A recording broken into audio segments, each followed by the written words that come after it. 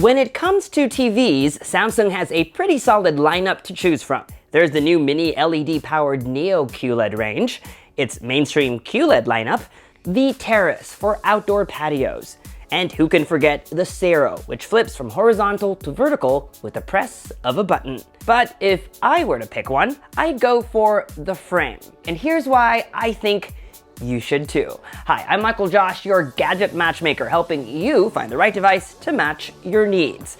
This is our Samsung The Frame review. The first Samsung Frame TV was launched in 2017. I was actually in Paris for its swanky launch at the Musée du Louvre. Samsung had multiple The Frames hanging on walls, displaying art, surrounded by actual paintings. The whole point was you weren't supposed to tell the difference. And really, you couldn't. Several years later, the Frame has been updated several times, but its essence remains the same. A television that's not just a TV, but also a piece of art. And that's what I love most about my The Frame. While most TVs end up this big black square in the middle of your living room when turned off, the Frame blends in as part of the decor. Speaking of decor, I've gotten a few plant babies for my living room and my bedroom. And to keep things neat and tidy, I've come to rely on this video's sponsor, the Redkey F10 vacuum cleaner. It simply makes my life easier. In auto mode, the vacuum adjusts the suction power depending on how big and the amount of dirt there is. I love how this tube is foldable, so say when I'm cleaning my living room, I just push on this button and the tube will fold. Now I can reach corners without stooping or getting down on the floor. Not only does it make it easier to clean, but it also helps protect my back. The same is true for my Lego room, and with the help of the built-in lights on the rollers, I'm able to better see underneath this table. I especially appreciate the little things they've added to this vacuum to make it great. Its large capacity battery lasts up to an hour of continuous cleaning, which is more than enough for my weekly clean sessions. These large rollers help reduce friction and make it easy to move from the floor to the carpet. When you're done, emptying the can is just a press of a button. Both this roller brush and the stainless steel filter can be easily removed and washed, ensuring the vacuum's optimal suction performance. The Redkey F10 is available now on Amazon for $189, but you can get it 10% off until the end of the month by using the code on your screen. We'll put a link in the description box below. Now, in order to stand out from your usual TV, but still matching with your decor, you'll find that the Frame is more design-focused. For example, Samsung sells custom bezels that magnetically snap onto the sides of your TV. They're $150 a pop and come in a variety of colors and finishes. I picked white to match the color palette in my bedroom, but it also comes in teak, beige, beveled white, and beveled red brick. Samsung considers the customizable bezel as an optional accessory, but if you ask me, the Frame just isn't the same without one, and I believe that Samsung should include one for free in the box.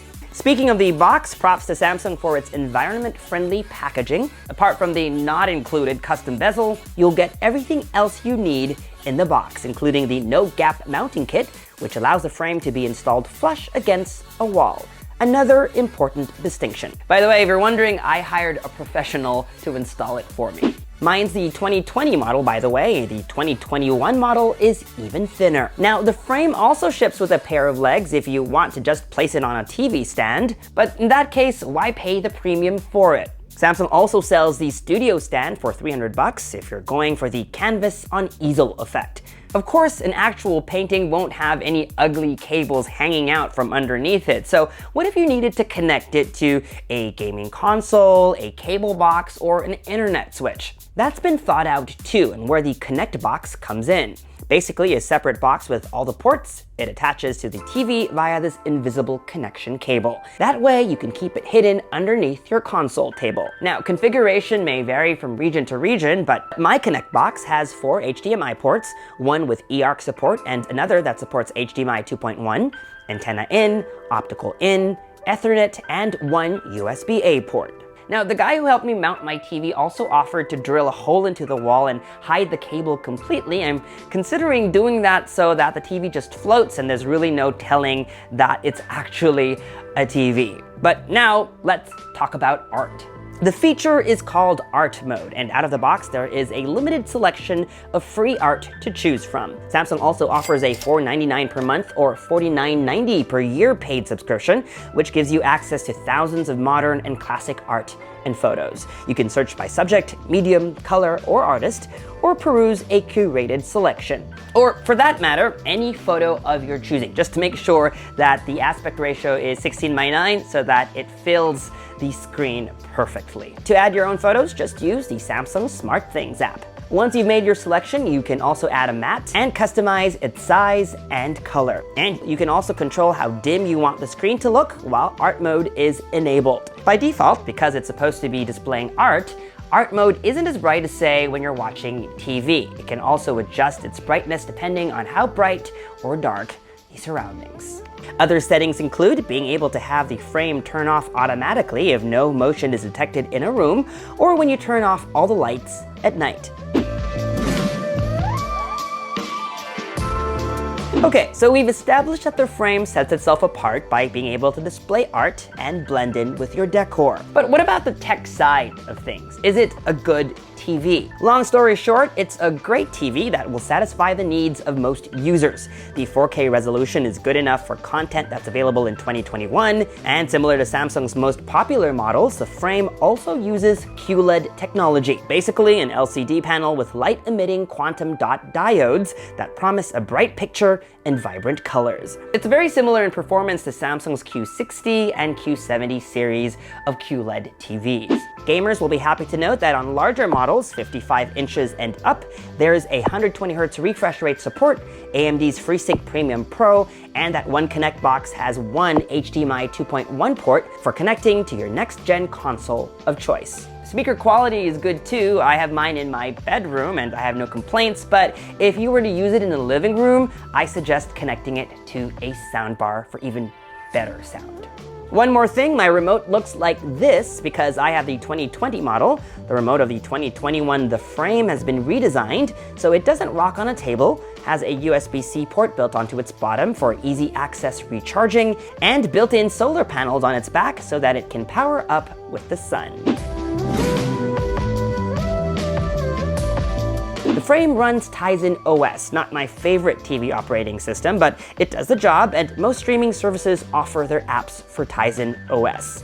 And if that's still not your cup of tea, you can also switch to an Amazon Fire Stick, or, in my case, an Apple TV. And while Samsung doesn't offer its art service for free, it does offer a one-of-a-kind free TV service called Samsung TV Plus. Ad-supported with over 160 channels, I always keep it on the Lego channel. When it comes to casting things from your phone, you can either use Samsung SmartThings on your Samsung phone, or if you own an Apple device, AirPlay. The frame has 3 personal assistants built in: Google Assistant, Amazon Alexa, and Samsung's Bixby. And if you're heavily invested into Samsung's SmartThings ecosystem, you can do things like to check the status of your security camera or peep inside your fridge, all from the comfort of your couch. Samsung's The Frame is available in 32, 43, 50, 55, 65, and 75-inch models. I recommend at least the 55-inch model because this is where support for the faster refresh rates begin. The 55-inch The Frame is currently available at a reduced price of $1299, but was originally $1,500. It's a bit more expensive versus the comparable 70 series Samsung QLED, so you're definitely paying a premium for design. The custom bezel is a separate $150 purchase, and the art store is a $50 per year subscription. So, is Samsung's The Frame your gadget match? I've always been a firm believer that the best kind of tech is one that can fade into the background, and I've watched enough design shows to also recognize the importance of every piece of furniture in your apartment and how they seamlessly go together. But when it comes to a huge TV, that's a tough ask. Thankfully, that's exactly what the Frame hopes to solve. Not just because of its ability to display art, because some would argue other televisions can display art too, but also have its display optimized for displaying art, its no-gap wall mount that helps it sit flush against the wall, and as important, having a separate box for all the ports so the TV can float on a wall with no unsightly cables showing up. If you value art and value design, I highly recommend Samsung's The Frame. It deserves the GadgetMatch seal of approval. Of course, if picture quality is most important to you, then I recommend looking elsewhere. Maybe Samsung's new Neo QLED or even an OLED from LG or Sony. And that was our Samsung The Frame review. For more videos like this one, you know the drill, folks. Subscribe to our YouTube channel and hit that bell icon so that you get notified as soon as we publish. Follow me on social media for all the behind-the-scenes fun stuff. And as always, make GadgetMatch.com your daily habit. Until the next video, I'm MICHAELJOSH. Thanks for dropping by.